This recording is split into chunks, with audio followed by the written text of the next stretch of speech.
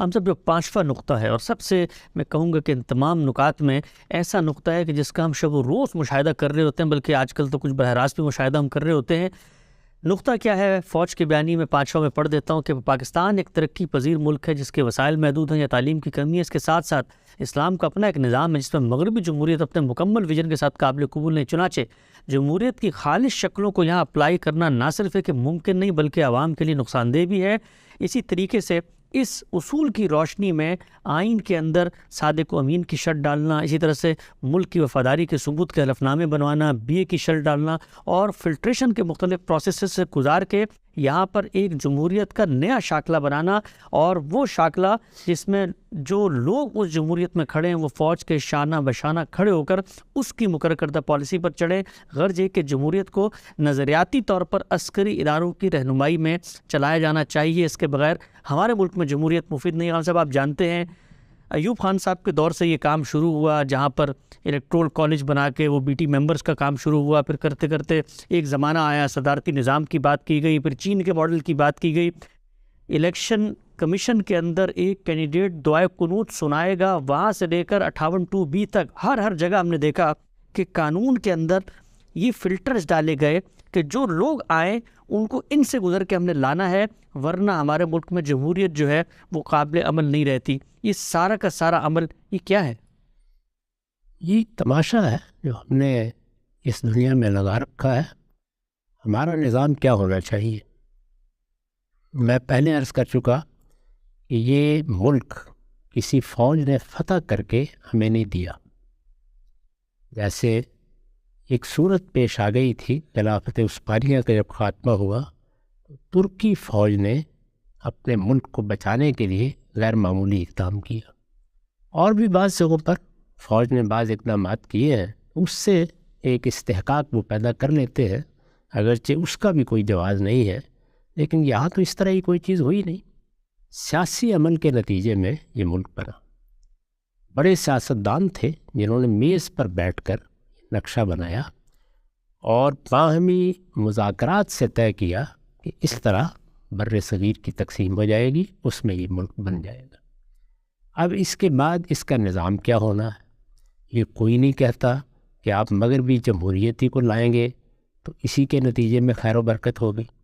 آپ جو نظام بھی لانا چاہتے ہیں اس کو زیر بحث لائیے، اس پر گفتگو کیجیے، اس پر لوگ دانشور علماء، اور اگر مثال کے طور پر فوج کے اندر خدمات انجام دینے والے لوگ بھی کوئی رائے رکھتے ہیں تو وہ بھی اپنی بات کہیں، وہ نظام بن جائے گا۔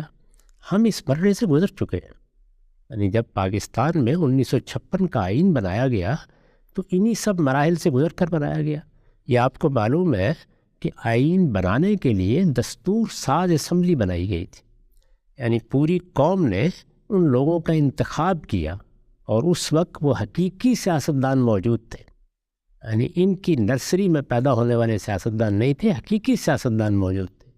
انہوں نے مل کر ایک قرارداد مقاصد منظور کی۔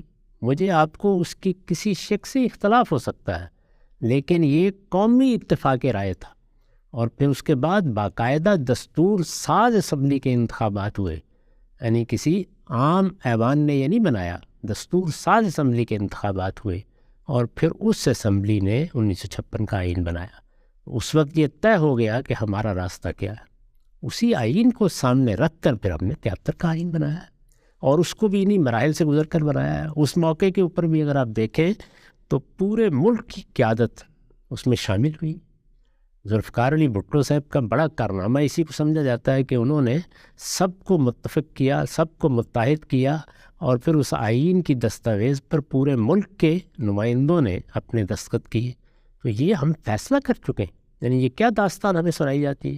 ہم بے آئین بیٹھے ہوئے ہیں، یا لوگ جمہوریت کی باتیں کر رہے ہیں اور کوئی آدمی دوسرا کو نقطہ نظر پیش کر رہا ہے۔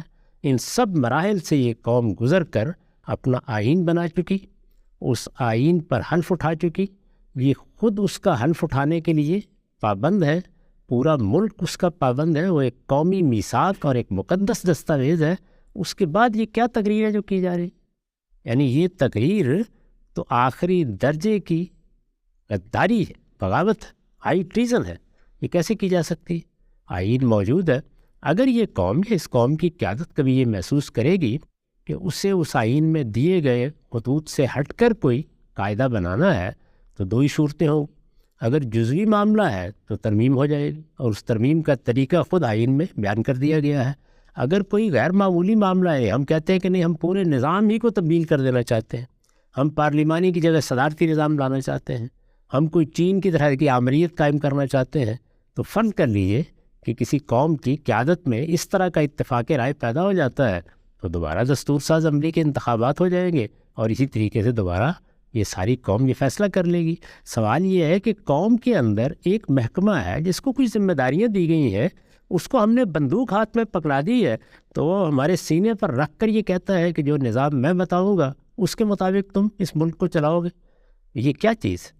میرے پاس الفاظ نہیں ہیں اس کی مذمت کے لیے.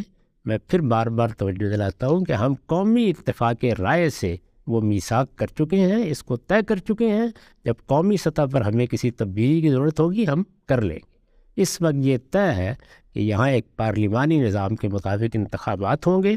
ان انتخابات کی روح سے قوم جس پر اعتماد کرے گی وہی لوگ یہاں حکومت سنبھالیں گے. اس آئین پر مجھے بھی بہت سے اعتراضات ہیں.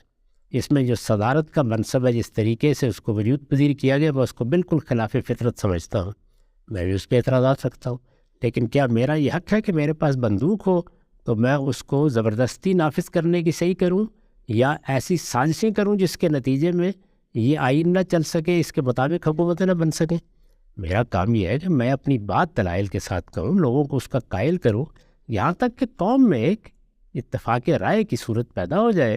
اس کے بعد جو طریقہ میں نے آپ کو بتایا ہے جو دنیا بھر میں مانا جاتا ہے، جب یہ قوم اس ملک کو بنانے والی ہے، جب سیاسی قیادت نے اس کو وجود بخشا ہے، تو اسی طریقے سے ہم لوگوں کا انتخاب کریں گے اور انتخاب کر کے چاہیں گے تو اصولی تبدیلیاں کر لیں گے اور چاہیں گے تو ترامیم کے ذریعے سے کسی چیز کو بہتر کر لیں گے. اس طرح کی کسی تقریر کی نہ یہاں کوئی گنجائش ہے، نہ کسی کو کرنے کا حق ہونا چاہیے، نہ اس کو کسی سلیم الطبع انسان کو سننا چاہیے. یہ بالکل ردی کی ٹوکری میں پھینک دینے کی چیزیں، ان کی کوئی حیثیت نہیں. اچھا، بہت ہی اہم بات آپ نے فرمائی کہ جو بھی نظام ہے اس میں اگر کوئی اصلاح کرنا چاہتا ہے، یہ کوئی خدا کا بنایا ہوا نہیں ہے، انسانوں کا بنایا ہوا نظام ہے. 10 اصلاحات بھی ہو سکتی ہیں لیکن یہ اصلاحات قوم کرے گی، قوم کی اجتماعی بصیرت کرے گی، قوم کے منتخب نمائندے کریں گے. چور دروازوں سے آنے والے اپنے کسی ویژن کے تحت ملک کے نظام کو نہیں تبدیل کر سکتے.